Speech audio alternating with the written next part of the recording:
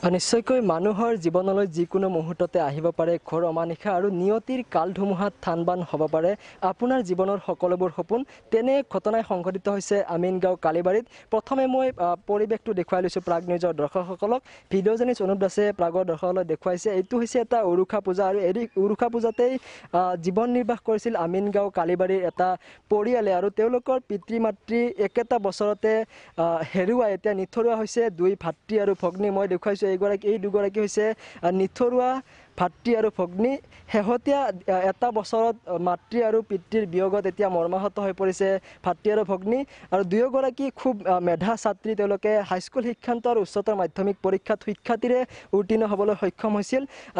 এনেদৰে এতিয়া এই পৰিয়ালটোলৈ পিতৃ মাতৃৰ বিয়োগৰ পিছতেই ঘোৰ অমানিশা নমাই আনিছে আৰু মাতৃৰ বিয়োগত কেইদিনমান পূৰ্বে মাতৃৰ বিয়োগ হৈছে আৰু এতিয়া এই পৰিয়ালটোত আৰ্থিক অনাটনে দেখা দিছে। যদি সুহৃদৱান লোকে এই পৰিয়ালটোক সহায় কৰি এই যিগৰাকী সুখ্যাতিৰে অৰ্জন কৰা ছাত্ৰীগৰাকীক ভৱিষ্যত দিশত সহায় কৰিবলৈ বিচাৰে তেনেহ'লে আপোনাৰ মোৰ সহায়ে এই ছাত্ৰীগৰাকীক হয়তো ভৱিষ্যত দিনত আগুৱাই যোৱাত সহায় কৰিব। আৰু যিহেতু পিতৃ আৰু মাতৃক একেটা বছৰতে হেৰুৱাই এতিয়া নিথৰুৱা হৈছে এই পৰিয়ালটো, মানুহৰ জীৱনলৈ যিহেতু যেতিয়াই যিকোনো মুহূৰ্ততে ঘোৰ অমানিশা নামি আহিব পাৰে সেয়া কোনো জ্ঞাত নহয়।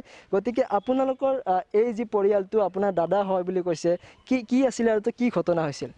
দাদাতো 1 বছৰ আগতে কেঞ্চাৰ বেমাৰ হৈছিল, তো কেঞ্চাৰ বেমাৰত ঢুকাইছে। তেতিয়া আমাৰ বৌ আছিল, তো আমি ভাবিছোঁ যে দেউতা নাথাকিলেও মা আছে যদি এহঁতক আৱৰি ল'ব, কিন্তু এতিয়া তাৰ মাও নাই।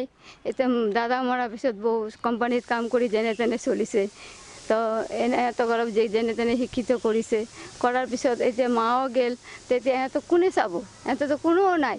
আমি মহোদয়ৰ ওচৰত হেৰি কৰোঁ যে এহঁতক যেনে কিবা কৰে, যেনে জীৱনটো তাহাঁতৰ উজ্জ্বল হয়, আমি এইখিনিয়ে হেৰি কৰোঁ আৰু আমাৰ একো নালাগে। নিশ্চয়কৈ এই যি দুৰ্ভগীয়া দুই ভাতৃ আৰু ভগ্নীক জালুকবাৰী সমষ্টিৰ জননেতা তথা মুখ্যমন্ত্ৰী ডক্টৰ হিমন্ত বিশ্ব শৰ্মাক সহায়ৰ হাত তেওঁলোকে আহ্বান কৰিছে যাতে সহায় কৰে এই পৰিয়ালটোক আৰু এই যিগৰাকী কৃতি ছাত্ৰীগৰাকীক যাতে ভৱিষ্যত দিশত আগুৱাই যোৱাত সহায় কৰে মুখ্যমন্ত্ৰীগৰাকীয়ে। তুমি যিহেতু আৱেগিক হৈ পৰিছা খুব গম পাইছোঁ, যিহেতু পিতৃ আৰু মাতৃক একেটা বছৰতে হেৰুৱাই এতিয়া খুব মৰ্মাহত হৈ পৰিছে, কি ক'ব বিচাৰিবা?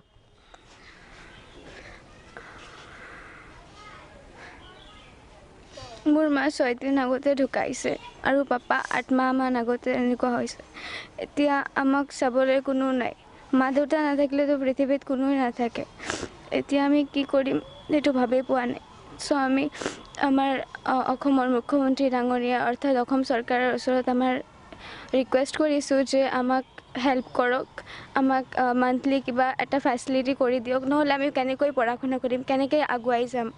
আমাৰ কোনো মানে হেৰি নাই আৰু কোনো অৱস্থাই নাই। এতিয়া ফিনান্সিয়েল কণ্ডিশ্যন একেবাৰে বেয়া হয়। নিশ্চয়কৈ মই পুনৰবাৰ পৰিৱেশটো দেখুৱাইছোঁ। এই উৰুষা পূজাটোত থাকি এই পৰিয়ালটোৱে জীৱন নিৰ্বাহ কৰিছিল, কিন্তু শেহতীয়াভাৱে পিতৃ আৰু মাতৃৰ বিয়োগত এই যি দুই ভাতৃ আৰু ভগ্নীৰ জীৱনলৈ ঘোৰ অমানিশা নামি আহিছে। মই মন্তব্য ল'বলৈ যত্ন কৰিম। স্থানীয় লোক আছে, যিহেতু একেটা বছৰতে পিতৃ মাতৃৰ বিয়োগ ঘটিছে, এতিয়া এই পৰিয়ালটোৰ জীৱনলৈ এতিয়া ঘোৰ অমানিশা নামি আহিছে। আপোনাৰ মোৰ দৰে সুহৃদৱান লোকৰ সহায় হয়তো এই পৰিয়ালটোক উপকৃত কৰিব পাৰে, কি ক'ব? হয়, কিনো ক'ম, একেটা বছৰতে দুগৰাকী মানে মাতৃ পিতৃ দুগৰাকী নোহোৱা হ'ল। সিহঁতৰ এতিয়া যিহেতু ছোৱালীজনী আজি 18 বছৰ হ'লহি মাত্ৰ। তাই মেট্ৰিকতো 5টাত লেটাৰ পাই পেলাই ভালদৰে পাছ কৰিছিলে, স্কুটি পাইছিলে, হায়াৰ ছেকেণ্ডেৰীতো 2-3খন লেটাৰ পাইছিলে, 3খন পাইছিলে, পাই পেলাই পাছ কৰিছে। আকৌ ল'ৰাজনক ক্লাছ 7ত পঢ়ে। একেটা বছৰতে যিহেতু মাকে কোম্পানী এটাত কাম কৰি চলাইছিল দেউতাকৰ মৃত্যুৰ পিছত। এতিয়া মাকে যোৱা আজি 6 দিন হ'ল, 6 দিন আগতে ঢুকাইছে। এতিয়া তাৰমানে সিহঁতৰ বহুত অসুবিধা হৈছে। সেই অসুবিধাখিনি যাতে চৰকাৰে এইখিনি চাই, যাতে আমাৰ মেম্বাৰো আছে পঞ্চায়ত মেম্বাৰ, তেওঁ কিবা এটা মানে তাৰ কাৰণে কি ক'ব বিচাৰিব? যিহেতু মুখ্যমন্ত্ৰীগৰাকী আমাৰ সমষ্টিৰে, গতিকে কি ক'ব বিচাৰিব? আমি মন্ত্ৰী মহোদয়ক হাত জোৰ কৰি কৈছোঁ যে তেওঁলোকৰ পৰিয়ালৰ ল'ৰা ছোৱালী দুটাৰ একেবাৰে অৱস্থা বেয়া হৈ পৰিছে। সিহঁতে চলা খোৱা দোৱাৰ ইচ্ছে নাই, পঢ়া শুনা কৰাৰ খুব ইচ্ছা আছে। আমাৰো ইচ্ছা যে ছোৱালীটো পঢ়ক, আমাৰ গাঁৱৰ নাম কৰক, কিন্তু এনেকুৱা পৰিস্থিতি হৈ যাব আমিও ভাবিব পৰা নাই। মন্ত্ৰী মহোদয়ৰ তাত আমাৰ একান্ত অনুৰোধ যাতে সিহঁতক অলপ সহায় কৰে বা ভালকৈ চাই অলপ।